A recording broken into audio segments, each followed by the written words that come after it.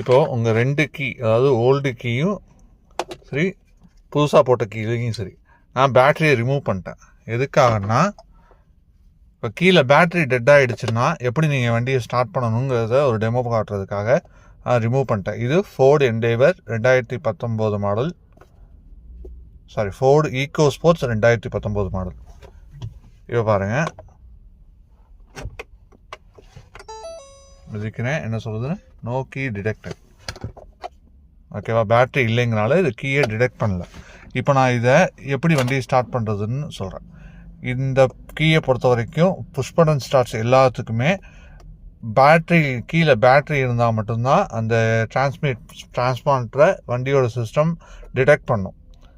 So அப்படி கீழே battery கம்மியாக இருந்தாலோ டெட்டாக இருந்தாலோ ஒவ்வொரு வண்டிக்கும் ஒவ்வொரு பொசிஷன் இருக்குது. அந்த இடத்துல வச்சிங்கன்னா மட்டும்தான் ஸ்டார்ட் ஆகும். இது ஃபோர்டு ஈகோ ஸ்போர்ட்ஸ் 2019ங்கிறனால டிரைவர் சைடு கப் ஹோல்டர் இருக்கு இல்லையா, அந்த இடத்துல பக்கத்தில் ஹேண்ட் ரெஸ்ட் இருக்கும். அதை ஓப்பன் பண்ணிங்கன்னா உள்ளார பாருங்கள், கீ வைக்கிற மாதிரி ஒரு போர்ஷன் இருக்கும். அந்த இடத்துல வெர்டிக்கலாக கீ எப்படி வச்சிட்டிங்கன்னா, சரிதா, கீ எப்படி வச்சிட்டிங்கன்னா இப்போது கீயே டிடெக்ட் ஆகும்.